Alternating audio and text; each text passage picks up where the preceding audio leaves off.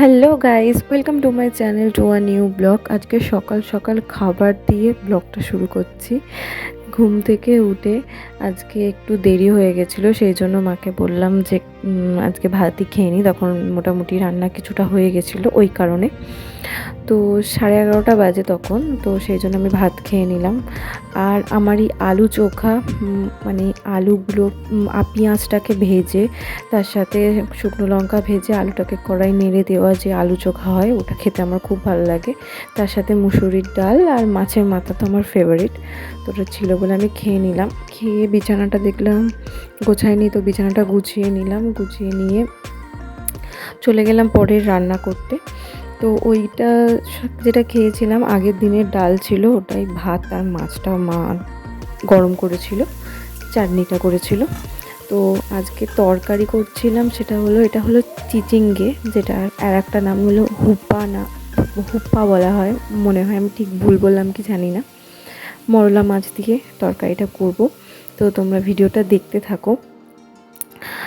আর এই চিচিঙ্গে না হুপা তোমরা কি বলো, কাদের ওখানে কি বলে এই সবজিটাকে আমাকে সবাই কমেন্টে জানিও। আমাদের এখানে চিচিঙ্গেই বলা হয়।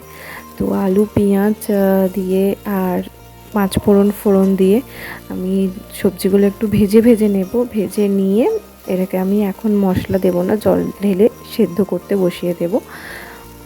সেদ্ধ হয়ে যাওয়ার পর আমি মশলা দেব। দেখো জল দিয়ে দিলাম, জল দিয়ে এবার সিদ্ধ করতে বসিয়ে দেব। আমার না স্নান হয়ে গেছে, খাওয়ার পর আমি স্নান করে নিয়েছিলাম। আর কি ভীষণ গরম পড়েছে আজকে, তাই না? তোমাদের ওখানে কীরকম গরম পড়েছে আমাকে কমেন্টে জানিও। আমাদের শুক্রবার রাত থেকে কি যে গরম, মানে রাত্রিবেলা তো ঘুমানোই যাচ্ছিল না, এত গরম পড়েছে।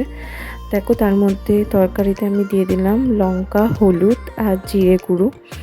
এবার মাকে আমি জিজ্ঞেস করছিলাম যে সর্ষেটা পুরোটা দেবো কি না, মা চুলে কালার করছিল, তাই জিজ্ঞেস করছিলাম। মা বললো হ্যাঁ পুরো সর্ষেটাই দিয়ে দিতে, কারণ আমি অত ভালো রান্না করতেও পারি না, মাকে জাস্ট হেল্প করছিলাম, মা চুলে কালার করছিল ওই কারণে।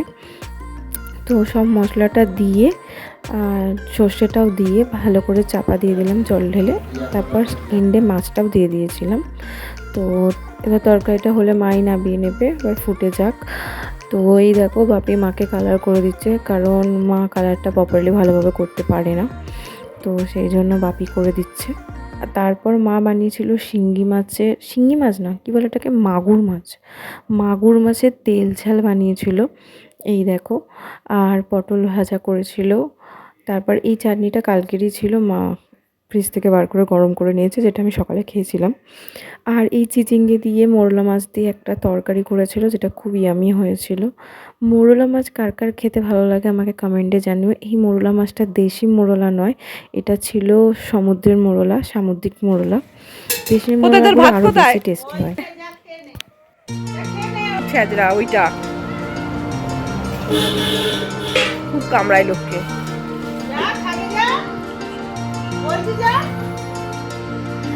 এই যে এই বিড়ালটা কাদের বাড়ির আমি ঠিক জানি না, আমাদের বাড়িতে এসে রয়ে গেছে।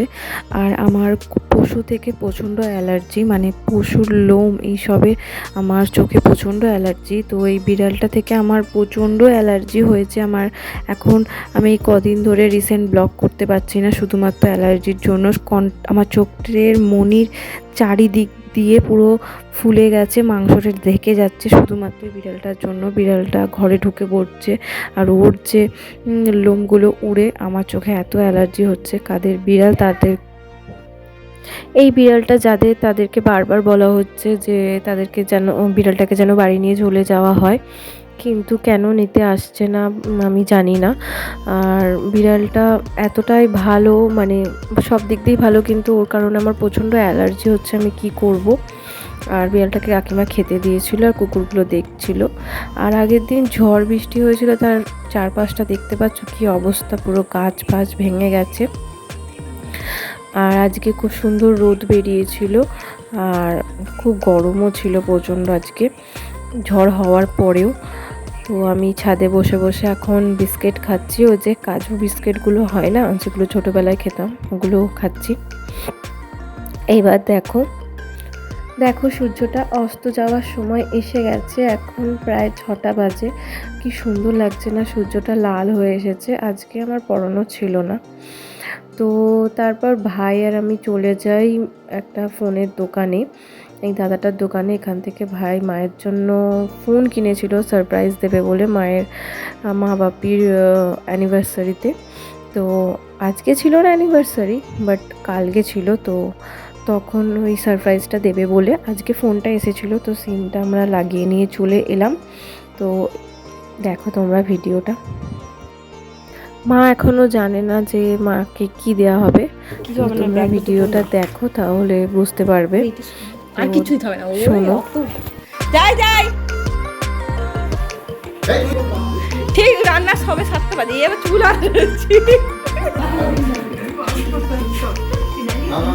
খোলো খোলো খোলো ভাবি, এটা ভাইয়ের গিফট। তো মায়ের কোনো ফোন ছিল না, সেই কারণে মা বারবার বলতো সবাই ফোনে সেলফি তোলে, আমি তুলতে পারি না, সবাই ফেসবুকে ফটো দেখে, আমি দেখতে পারি না। তো সেই জন্য মায়ের অনেক শখ ছিল যে মায়ের একটা স্মার্টফোন হবে। তো ভাই জব পাওয়ার পর, ভাই তো এই রিসেন্ট জব পেয়েছে, তো সেই জন্য প্রথমে দিতে পারিনি, আর এখন এসেছিলো বলে তাই অ্যানিভার্সারিতে দুজনকে গিফট করলো। কারণ আমার বাপিরও তো জিও ফোন রয়েছে, স্মার্টফোন নেই, আমার আর ভাইয়েরই ছিল। বাপি আর মা প্রচণ্ড হ্যাপি হয়েছিল ফোনটা পেয়ে। তো মায়ের খুব ভালো লেগেছিলো, সারাদিন ধরে ফোনটা ঘাটছিল। ওদের রিয়াকশান দেখে তোমরা বুঝতেই পারছো কতটা ওদের ভালো লেগেছে ফোনটা পেয়ে। আর ভাইও গিফট করতে পেরে ভাইও প্রচণ্ড আনন্দিত হয়েছিল, কারণ বাবা মাকে গিফট করা তো ভালো লাগবেই ডেফিনেটলি। আর প্রথম জব পেয়ে কিছু একটা গিফট করা, সেটা বাবা মার নিতেও ভালো লাগে, তোমরা বোঝো জিনিসটা। এগুলো প্রত্যেকটা ছেলেমেয়েরই একটা ড্রিম থাকে, তো সেটা আমার মায়েরও একটা ড্রিম ছিল যে ছেলে কিনে দেবে, সেই জন্য আগে কিনে নিই। সবসময় সবাইকে বলতো আমার ছেলে চাকরি পেলে আমার ছেলে আমাকে ফোন কিনে দেবে। তো আলটিমেটলি সেটা পেয়ে দুজনেই প্রচণ্ড হ্যাপি, যেগুলো তুমি ওদের রিয়াকশান দেখেই বুঝতে পারছো কতটা হ্যাপি। এবার ভাই, তো আমার ভিডিও তোমাদের কেমন লাগছে অবশ্যই আমাকে কমেন্টে জানিও, কমেন্টে জানালে আমার খুবই ভালো লাগবে। আর ভিডিওটা ভালো লাগলে, এখনও অবধি দেখলে প্লিজ একটা লাইক করে যেও, তোমাদের একটা লাইক আমাকে অনেক সাহস যোগায়। তো সাবস্ক্রাইব করে দিও। বাই।